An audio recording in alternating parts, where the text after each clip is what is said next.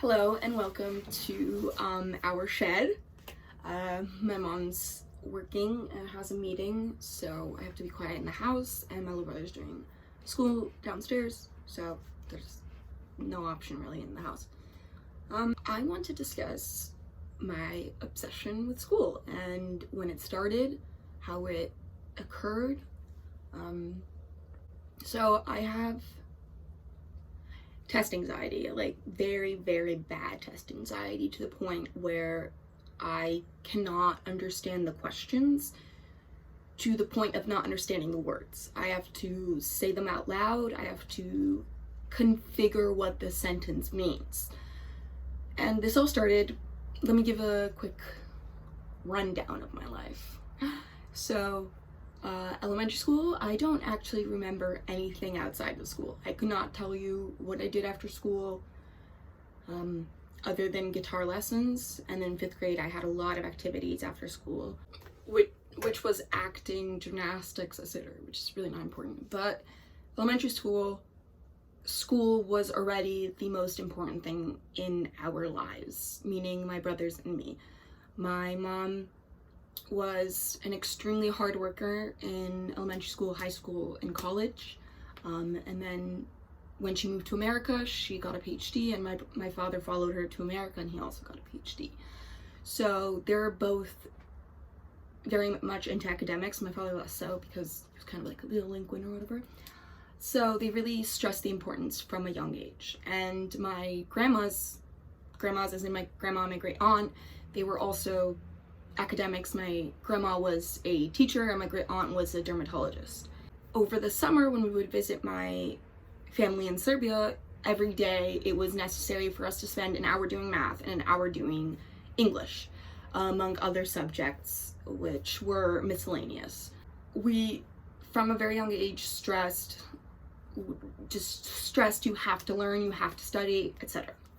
When middle school started, I began kind of, I don't want to say falling apart, but kind of that. I stopped caring about school. I really just couldn't find the motivation, which caused a lot of problems with my mother. There was a lot of tension between us because my mother found school so important, except I was really into my after school activities, which were acting, swimming, soccer, etc. I started leaning towards sports, whatnot.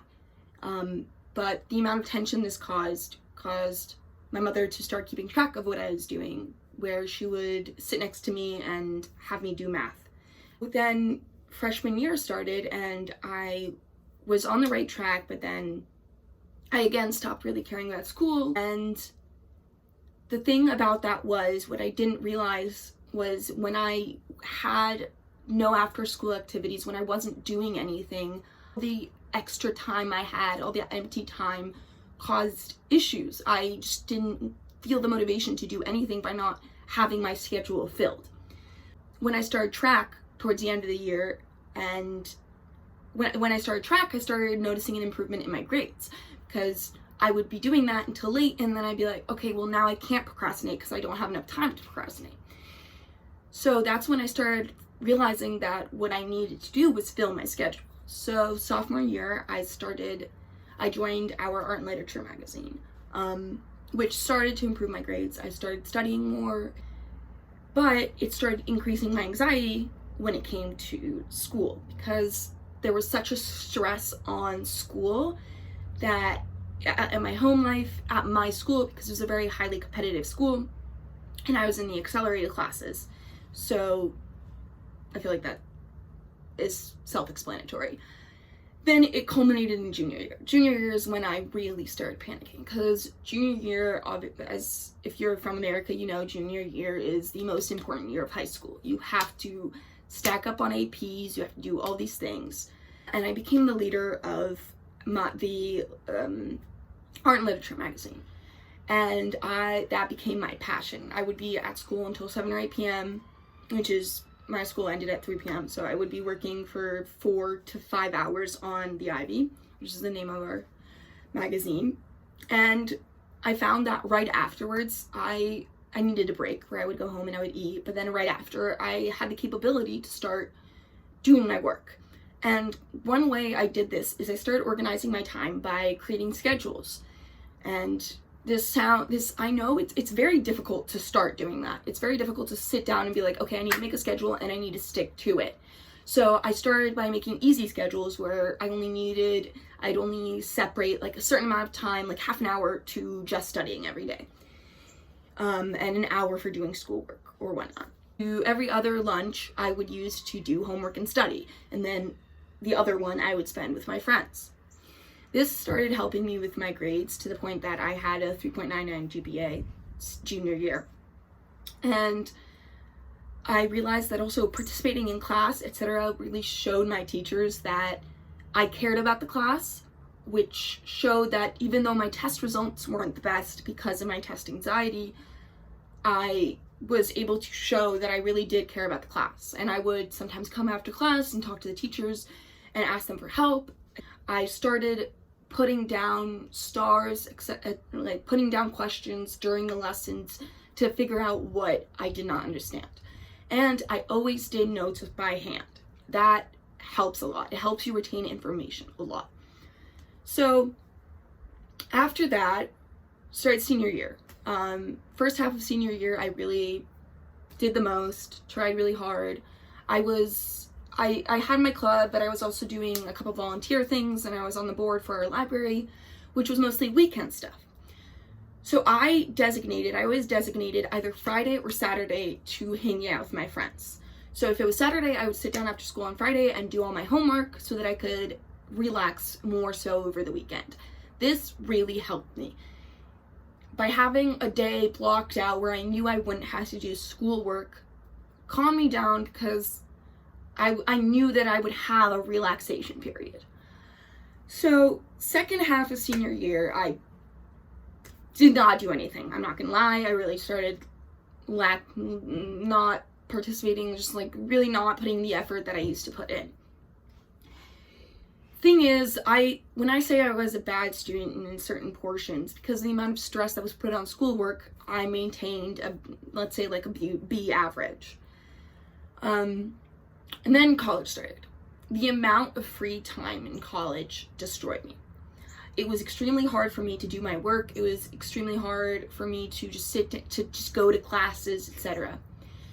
Which is partially because it's such a big school, so I had to take buses to my classes, so it would end up being over an hour for me to get to class, over an hour for me to get back to my campus.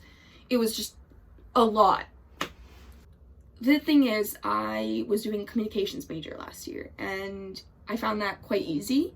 So I realized at the end of the year that was partially the reason that I really didn't care, because I didn't need to try to get a good GPA. The first year I had a 3.9. The reason I'm dropping my GPAs is because someone commented on the last video that by not saying my grades, I'm kind of just like not really stating that I'm a good student. So I realized that I just didn't have the course load that I needed. I took 7 classes the second semester to see if that would improve it. But because it was just a lot of work, but not actually something that was making me need to use my brain, I just stopped caring again. So I decided to try and become an RA, which I did, but Corona came around, so I wasn't able to do that this semester. I joined an internship, and I decided to switch to the business school. So I started taking business classes, and business classes were more difficult. And I've noticed already an improvement in my work ethic, and by having an internship that also fills my time. And then also by doing chores, which are necessary. I have to clean the house and sometimes cook. That also improved my work ethic because I've started to fill my schedule a lot. And then I bought a planner that goes by time every day, which I will show later. That helps a lot. I don't put in before the day. I don't put in what I'm planning to do. During the day, throughout the day, I fill in what I've done so far. It's color coordinated, so it's very clean. It just shows me what I have done. And at the end of the day, I'm able to reflect on what I did well and what I didn't.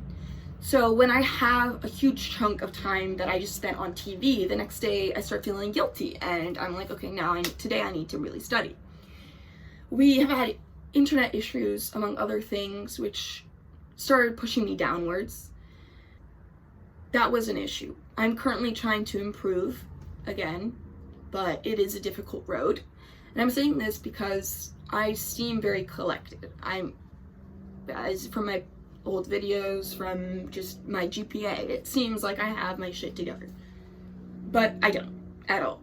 I'm not trying that hard. I'm trying to find a process now that will work very well. The planning per days and the implementation of exercise helps. Filling my schedule really helped. So what I'm going to try and do is document my journey and attempt to help you guys, whoever you guys is, to do the same. So yeah, thank you for listening and see you soon.